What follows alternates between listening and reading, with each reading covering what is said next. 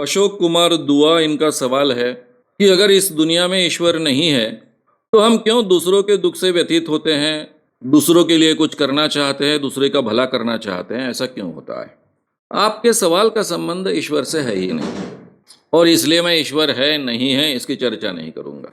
मैं सीधे सीधे एक इंसान दूसरे इस इंसान के बारे में क्यों सोचता है, उसके लिए कुछ करना क्यों चाहता है, उसका भला क्यों करना चाहता है, या फिर दूसरे इंसान के दुख से क्यों व्यतीत होता है, दुखी होता है, इन कारणों को हम समझने की कोशिश करेंगे। मैं आपसे रिकमेंड करूंगा कि पर्सनालिटी डेवलपमेंट इस विषय पर एक पूरी की पूरी सीरीज यहां पर अपलोड की है यूट्यूब चैनल पर। उसमें हमारे जीवन का उद्देश्य क्या है इस पर एक स्वतंत्र व्याख्यान है, उसको आप बहुत बारीकी से सुनिएगा। ये सवाल का बहुत विस्तृत जवाब आपको उसको मिलेगा। शॉर्ट में यहां पर मैं जवाब दूंगा। देखिए, इंसान जो पैदा हुआ 10 लाख साल पहले, ये पूरे प्राणी जगत में एक बहुत ही दुबला प्राणी था। ना ही उसके पास हाथी जैसा प्रचंड बल था, ना ही शेर जैसे ताकतवान पंजे थे। जो भी दुबले प्राणी होते हैं वो समूह कर कर रहते हैं। तो नेचुरली इंसान को अगर जीना है, इस प्राणी जगत में जिंदा रहना है, तो उसे समूह कर कर रहना आवश्यक था। ये मजबूरी के कारण या आवश्यकता के कारण इंसान समूह में ही रहना शुरू किया।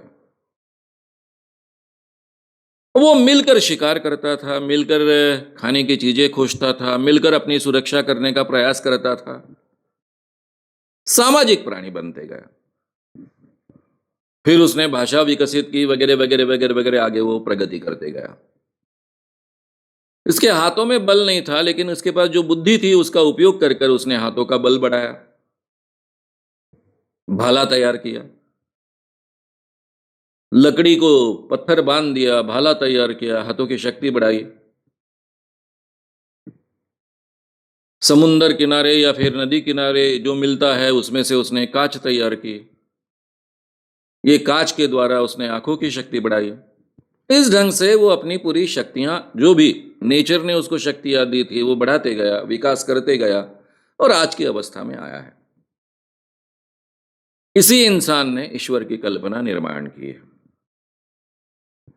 जो भी लोग साइंटिफिकली स्टडी करते हैं, एंथ्रोपोलॉजी का, सोशियोलॉजी का, फिलोसॉफी का, इवन साइकोलॉजी का, उन सबको पता चलता है कि इंसान ने ईश्वर की कल्पना निर्माण की है। यह निर्माण करने के पीछे का कारण भी यह दिया जाता है कि वो लोगों के साथ में रहता है, सामाजिक प्राणी है, लोगों के साथ में ही उसका सुख दुख होता है। आगे चलकर उसने फैमिलीज निर्माण की, उसकी पत्नी होती है, बच्चे होते हैं, लेकिन फिर भी 100% साथ में उसके कोई हो यह एहसास नहीं होता है। और मां के उम्र में, गर्भ में जो सुरक्षा वो महसूस करता है, उतनी सुरक्षा की चाह उसे हमेशा होती है। इसलिए जैसे ही मां के उम्र से वो बाहर आता है, प्लेसेंटा के साथ में वो मां से जुड़ा होता है। ये प्लेसेंटा को काट दिया जाता है। ये प्लेसेंटा को काटने के बाद उसे जो असुरक्षा महसूस होती है, मां तो नजदीक होती है लेकिन अभी मां सेपरेट है, उसके उम्र में नहीं है, अंदर में नहीं है। कभी कभी मां दूर जाती है, खाना पकाने के लिए दूर होती है, अपने पति के लिए यानी इसके पिताजी के लिए दूर होती है, रात दिन अभी साथ में नहीं होती है। तो ये असुरक्षा जो है साइकोलॉजिकली उसके मन में पैदा हुई, उसी में से ये भगवान की कल्पना निर्माण करने का बल मिला, ऐसे कई साइकोलॉजिस्ट कहते हैं। रात दिन जो मेरे साथ रहेगा, रात दिन जो मेरे साथ होगा, ऐसा ईश्वर उसने निर्माण किया। यह उसकी साइकोलॉजिकल आवश्यकता थी। अब समझो किसी कारणवश कोई ऐसा इंसान है कि जो ईश्वर को नहीं मानता है, तो हमेशा आम धार्मिक इंसान के मन में यह सवाल खड़ा होता है, एक जमाने में मेरे भी मन में यह सवाल खड़ा होता था कि अगर भगवान को नहीं मानेंगे, ईश्वर को नहीं मानेंगे, तो लोग कैसे प्रामाणिकता से बर्ताव करेंगे, अच्छा बर्ताव कैसे करेंगे? क्योंकि कहीं तो भी हमारे दिमाग में ये सेट है कि ईश्वर को लोग डरते हैं, भगवान को लोग डरते हैं, शायद पाप पुण्य को लोग डरते हैं, इसलिए अच्छा बर्ताव करते हैं। हम उल्टी तरह से यानी उल्टी तरह से जांचना शुरू करें, उल्टी दिशा से हम जांचेंगे। जहां ईश्वर का स्थान होता है वहां प्रामाणिकता से लोग काम करते हैं। भारत के सभी बड़े बड़े मंदिरों में आप जाकर देखिए, केवल जाकर दर्शन कर कर मत आइए, वहां रुकिए, जैसा मैं करता हूं, 4-5 दिन रुकता हूं, बारीकी से देखता हूं। वहां आपको कई ठगी के उदाहरण देखने को मिलेंगे। भगवान के सामने बैठकर जो इंसान ठगी करते हैं, आप अगर ये 5,000 की पूजा करोगे तो आपको आप पर भगवान की ज्यादा कृपा होगी, और ये 10,000 की पूजा करोगे तो एकदम से आपको तुरंत परिणाम मिल जाएगा। यानी ईश्वर को आप 5,000 और 10,000 में खरीदते हो।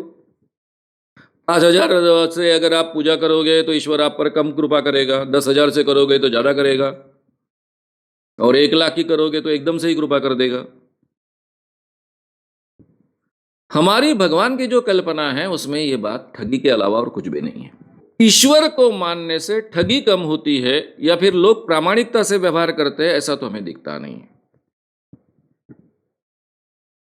मैं इमरजेंसी में जेल में था, हम 3 विद्यार्थी थे जेल में, जिन्होंने इंदिरा गांधी ने इमरजेंसी लगाई उसका हमने विरोध किया, गांव में पोस्टर्स लगाए, इसलिए तुरंत हमें जेल में ठूस दिया गया।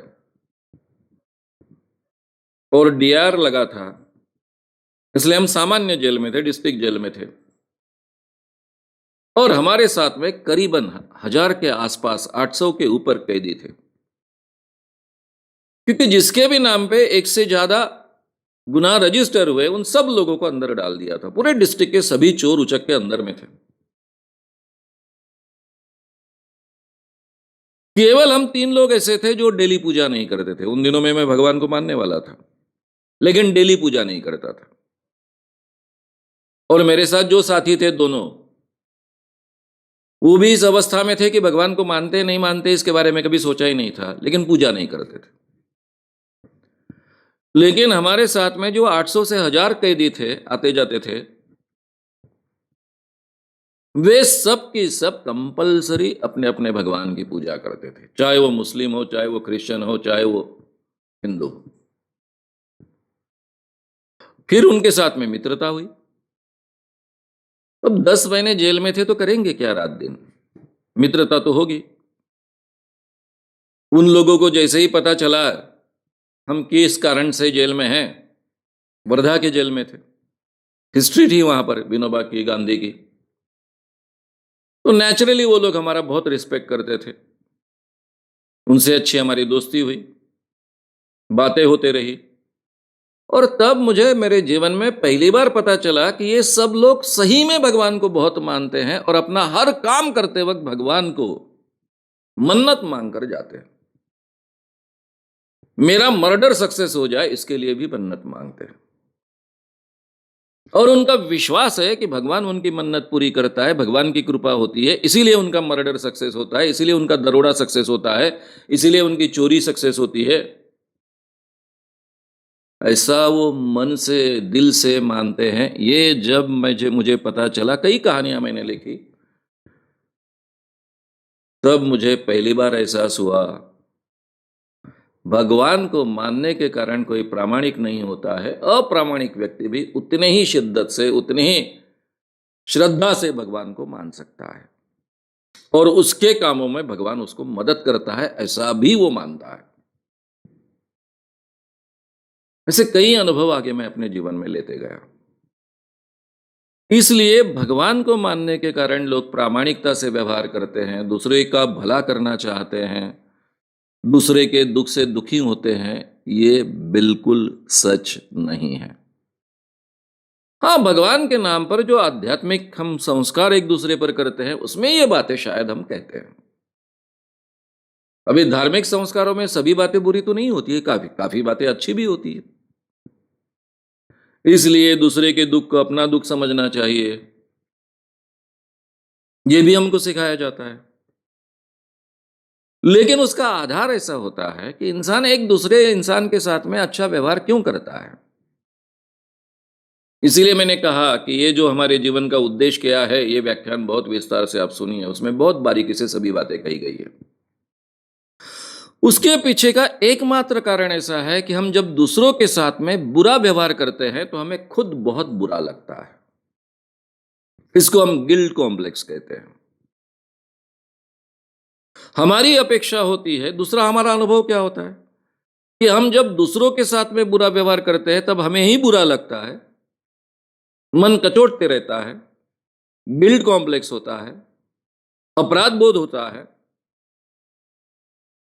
और जब कोई दूसरा व्यक्ति हमारे साथ बुरा व्यवहार करता है तब भी हमें दुख होता है, तब हमें अपराध बोध नहीं होता है, लेकिन हमें दुख होता है। अब ये दोनों चीजों को साथ के मिलाकर देखिए। इंसान तो सीखने वाला प्राणी है। ये अनुभव से क्या सीखेगा कि जब मेरे साथ कोई दूसरा बुरा व्यवहार करता है, दुर्व्यवहार करता है, तो मुझे दुख होता है। तो ऐसा व्यवहार अगर मैं दूसरे के साथ करूंगा तो उसको भी दुख होगा। मुझे दुख होता है, मुझे तकलीफ होती है, तो मैंने दूसरे को तकलीफ नहीं देनी चाहिए, दुख नहीं देना चाहिए। ये तो एहसास इंसान को होगा। इंसान तो सीखने वाला प्राणी है और उसको दूसरे के आसपास के लोगों का प्रेम तो चाहिए। अच्छे संबंध बनाने उसके लिए आवश्यक है, क्योंकि अकेले तो वो जी नहीं सकता है। वो सोशली यानी फिजिकली भी और साइकोलॉजिकली भी सोशल एनिमल है, अकेले रह नहीं सकता है। तो धीरे धीरे वो सीखता है कि मैंने दूसरों के साथ में अच्छा व्यवहार करना चाहिए, दूसरों को दुख नहीं देना चाहिए। मैं अगर दूसरों को दुखी करूंगा तो मुझे भी आनंद नहीं मिलता है, क्योंकि मुझे अपराध बोध होता है, मेरा ही मन मुझे कचोटता है। और दूसरों को मैं जब दुखी करता हूं तो वो मुझसे दूर जाता है, दूर भागता है, और मुझे तो साथ में चाहिए। ये जो इंसान की सीख है, इसी सीख में से ये समाज पनपा है, समाज बना है, कल्चराइज हुआ है और 10 लाख सालों में यहां तक आकर पहुंचा है। आप कहोगे इंसान दूसरों के साथ में बुरा व्यवहार करता है, युद्ध करता है, एक दूसरे को काटता है, मारता है, ये भी सच्चाई है जीवन की।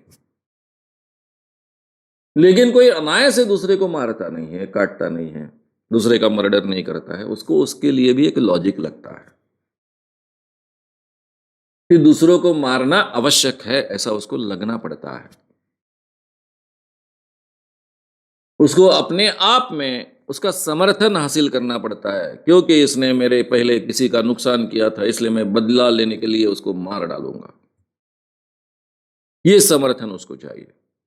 मेरे देश प्रेम के लिए मैं युद्ध करूंगा और सामने वाले को मारूंगा। कोई ना कोई समर्थन चाहिए उसको। वो इजीली दूसरे को नहीं काटता है, दूसरे को मारता नहीं, खत्म नहीं करता है। ये समर्थन गलत हो सकते हैं,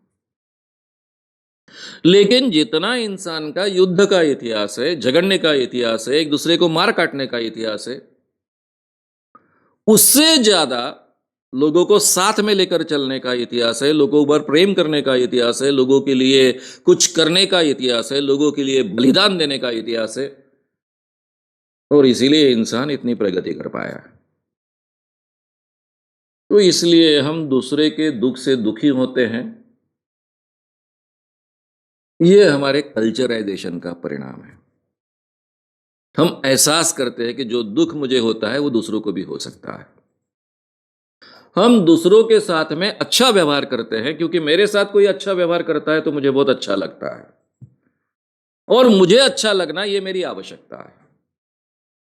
इसलिए मैं दूसरों के साथ में अच्छा व्यवहार करता हूं, दूसरों के लिए कुछ करता हूं, दूसरों का कुछ कर कर मुझे जो समाधान प्राप्त होता है वो समाधान को मैं महत्व देता हूं। और इसीलिए इंसान इंसान है। इसको हम इंसानियत कहते हैं, इसको हम कल्चराइजेशन कहते हैं, इसको हम संस्कृति कहते हैं। और इसी में धर्म इसके बाद बने हैं, इसलिए उस कुछ ये बातें हमारे धर्म में आना स्वाभाविक था, धार्मिक संस्कारों में आना लाजिमी था, वो उसमें भी है। तो इस बात को आप समझ लीजिए। फिर भी मैं आपको रिकमेंड करूंगा, क्योंकि मुझे शॉर्ट में जवाब देना था, इसलिए आप विस्तार से हमारे जीवन का उद्देश्य क्या है, ये जो व्याख्यान है उसको सुनिए। YouTube पर ही अपलोडेड है, बहुत सुंदर है, क्योंकि मैं जानता हूं इन सवालों का जवाब देना कितना कठिन होता है, और बहुत सुंदर तरीके से उसका जवाब आया है। श्याम मानव चैनल को आपका समर्थन देने के लिए चैनल को जरूर सब्सक्राइब करें। चैनल के नोटिफिकेशन पाने के लिए बेल आइकन भी दबाएं।